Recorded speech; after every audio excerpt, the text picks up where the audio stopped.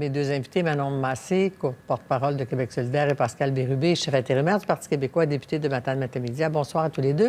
Madame Andelade aurait bien voulu être avec nous. On est en direct. On voulait être en direct, étant donné l'actualité qui évolue à tout moment. Elle ne peut pas être présente avec nous, mais je pense que vous avez des revendications qui, parfois, peuvent se ressembler face au gouvernement. Je vais commencer très brièvement. Est-ce que vous donneriez une note au ministre des Finances, Pascal Bérubé, à la fois, oui, des chiffres qui sont dans le rouge, mais avec une volonté de revenir à l'équilibre budgétaire, puis un certain optimisme? Je pense que c'est sur les résultats qu'il faut noter le gouvernement. Déjà, le bilan humain, c'est très lourd au Québec.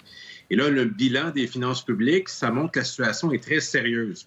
Là où on pourra juger le gouvernement, c'est sur le plan de relance qu'il mettra en place. Il faudra que ça soit beaucoup plus costaud que ce qui a été avancé. Et sur les valeurs qui vont l'animer, il faut que ça soit nationaliste, il faut que ça soit vert, que ça soit moderne. On avait proposé, nous, par exemple, tout un plan pour le télétravail s'il devait y avoir une deuxième vague qu'on ne souhaite pas, évidemment. Alors, c'est là-dessus que le gouvernement sera jugé. Et aussi sa gestion des finances publiques. À partir du moment où on dit pas d'augmentation de taxes et impôts et pas de coupure, c'est la quadrature du cercle. Alors, on va suivre le gouvernement sur les valeurs qu'il guide et sur ses priorités, et on aura des propositions à faire, certainement. Et pour vous, Manon Massé, je répète la question, une note à ce gouvernement, est-ce un pari impossible aussi que de réaliser ce que disait M. Bérubé?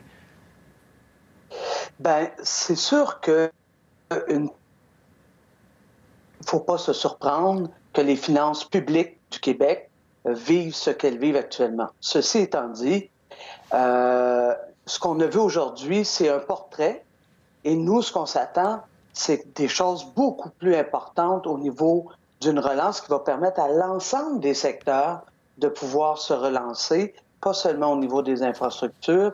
Et non, on ne peut pas faire comme on faisait avant, puisqu'on est en 2020 et que ce qui m'inquiète dans l'attitude de M. Girard aujourd'hui, c'est qu'il retourne immédiatement dans ses souliers, si je peux dire ainsi, et il retourne au dogme du déficit zéro, au dogme de l'équilibre budgétaire le plus rapidement possible.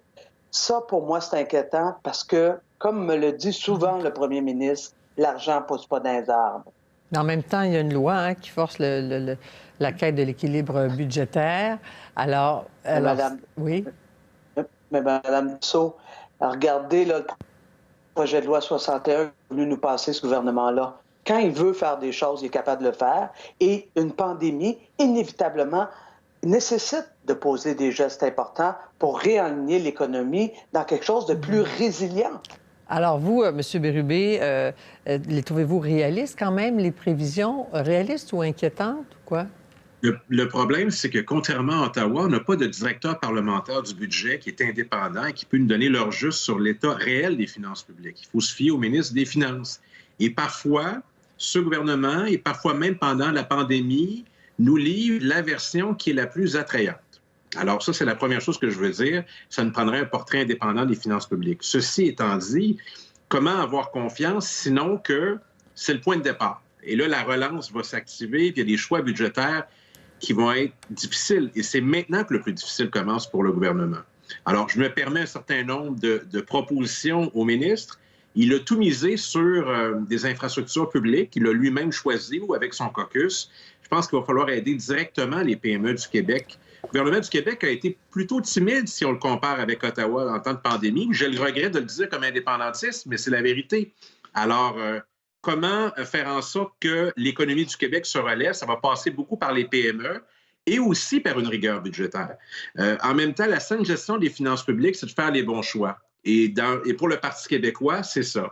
C'est de mettre l'argent durement gagné des Québécois dans les bonnes priorités, s'occuper des gens dans les CHSLD. Présentement, au lieu d'investir dans le béton, dans les maisons des aînés, ça m'apparaît plus prioritaire, et faire en sorte que ceux qui supportent l'économie du Québec, les PME à propriété québécoise, puissent survivre et contribuer à notre économie. Alors, ça serait 2 propositions que j'aurais à faire au ministre Girard s'il veut bien les entendre. Mais il parlait peut-être de consultation à l'automne. Une relance économique, ça passe par des liquidités. C'est un peu même ce que Mme Andelade souhaite.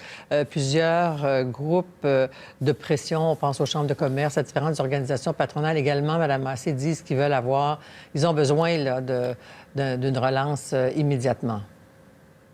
Ben oui.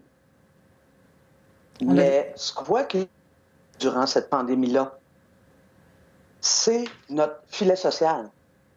Et ça, il ne faudrait pas qu'ils l'oublient dans le cadre de la relance. Hein? Ce sont des gens, des femmes principalement, qui étaient au front.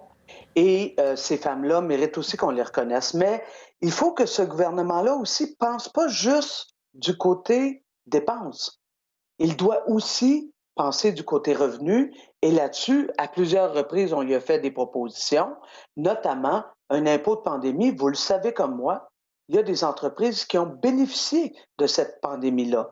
Il y a des grands de ce monde, que je pense aux GAFA, qui, Google, Amazon, etc., qui, eux autres, ont bénéficié. Alors, pourquoi ne pas aller chercher un impôt de pandémie pour nous aider à retrouver un équilibre budgétaire, mais surtout à offrir aux travailleurs, travailleuses des petites entreprises, des commerçants, des gens de la culture, des gens du communautaire, le soutien nécessaire pour soutenir nos Québécois et Québécoises qui en ont besoin. Parce qu'il y a encore des gens, notamment, vous mentionnez les gens de la culture, pour qui il n'y a pas encore de plan très, très concret, des appels de projet, mais il y a tout un groupe des gens du milieu de la culture, Pascal Bérubé, qui n'ont pas de sous, qui sont inquiets pour cette reprise qui pourrait être longue. Cela dit, M. Legault et M. Girard ont quand même dit qu'elle n'allait pas toucher aux missions essentielles de l'État. Là, ils sont engagés dans le recrutement, formation-recrutement de 10 000 préposés aux bénéficiaires pour améliorer les conditions dans les CHSLD, notamment, Pascal Bérubé.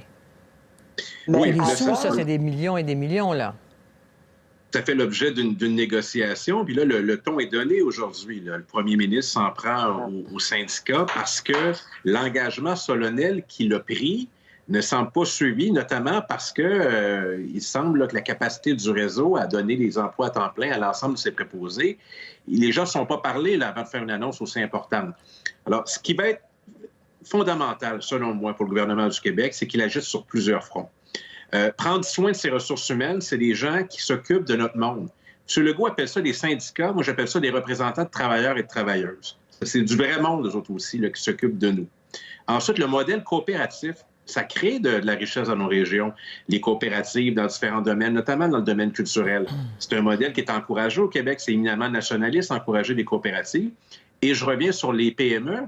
Et c'est le Parti québécois qui doit rappeler au gouvernement de la CAQ, qui se dit un gouvernement d'entrepreneurs, que dans son plan de relance, il n'y a rien pour les petites entreprises. Là, je ne parle pas de Bombardier, je ne parle pas du Sol du Soleil, je ne parle pas d'Air Transat, je parle de d'autres petites entreprises à propriété locale qui sont partout sur le territoire du Québec. Nous croyons à ça et on doit les mettre dans le coup, elles aussi. Est-ce que, Mme Massé, puisque le gouvernement de la CAQ jouit encore d'une énorme popularité dans la population pour sa gestion de la crise, est-ce que vous vous sentez comme opposition à contre-courant parce qu'il y a quand même des mesures qui ont quand même été annoncées presque régulièrement tout au long de la pandémie et c'est pas terminé. Il y a même une provision de 4 milliards de dollars en vue d'une deuxième vague. On va être prêt. Est-ce que ça, c'est pas le gros bon sens, Mme Massé, de la part du gouvernement?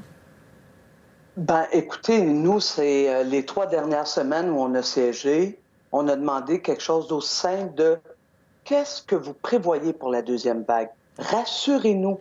Dites-nous que vous allez être prêts. Montrez-nous votre plan. Je veux bien qu'il y ait une réserve de 4 milliards, mais pour faire quoi? Zéro réponse. Et ça, c'est inquiétant. C'est vraiment inquiétant.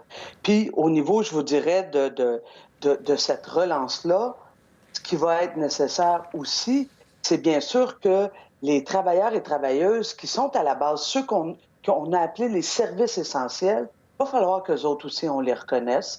Et ça, ben ça passe, et on le sait, par un salaire minimum qui permet aux gens de pouvoir acheter l'essentiel et qui permet au gouvernement de récupérer aussi sa part du gâteau avec les impôts, etc.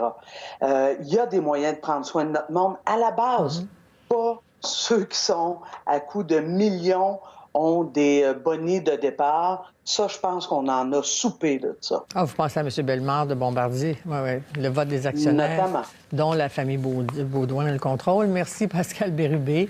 Manon Massé.